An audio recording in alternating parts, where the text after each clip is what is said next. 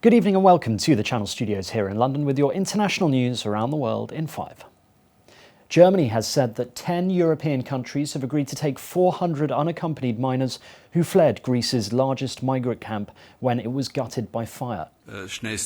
Interior Minister Horst Seehofer has said that most would go to Germany and France, but thousands of refugees remain sleeping in the open after fleeing the blaze as authorities struggle to find accommodation. Near the ruins of Moira, local residents have blocked roads to stop charities from delivering aid and said they were against the building of new tents. I feel pain because I have kids. And then I do this is like 4 days. I'm outside and then no eat, no food, no water, nothing. Now sleeping out. The clock has run out on how long Europe can live without a migration policy. More than 500,000 people in the US state of Oregon have fled deadly wildfires that are raging across the Pacific Northwest. Fanned by unusually hot, dry winds, dozens of fires have been sweeping the state, and at least one is being treated as suspected arson. At least 4 people have died so far. More than 100 blazes are currently scorching 12 western US states.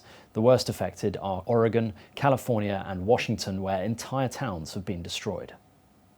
Democratic vice presidential nominee Kamala Harris has called US President Donald Trump's handling of the coronavirus outbreak as outrageous. This is an individual. It comes the day after revelations surfaced from journalist Bob Woodward that Trump admitted he knew weeks before the first confirmed US coronavirus death that the virus was dangerous and repeatedly downplayed it publicly.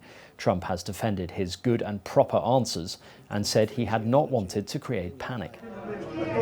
Meanwhile, India's coronavirus situation has continued to worsen as the country reported almost 96,000 new cases in 24 hours, rewriting the world's record of a single spike in cases in one country.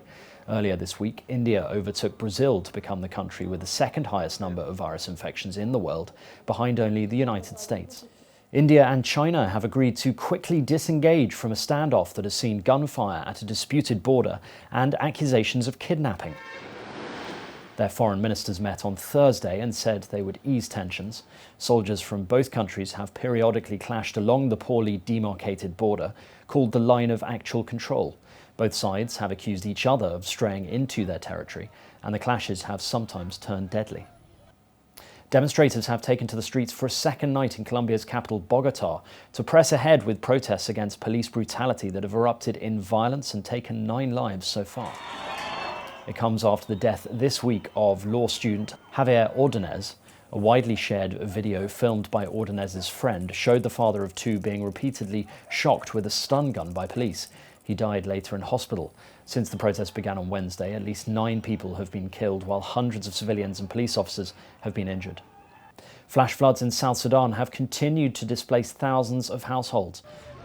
The floods have left at least 102 people dead in the country and destroyed or damaged tens of thousands of homes. Authorities have declared a 3-month state of emergency. Flooding regularly hits Sudan in the summer, but this year the Blue Nile has reached its highest average level since records began in 1912. That's according to local authorities. Renowned South African sculptor Pitika Ntuli has had to adapt to a new way of exhibiting his art due to COVID-19.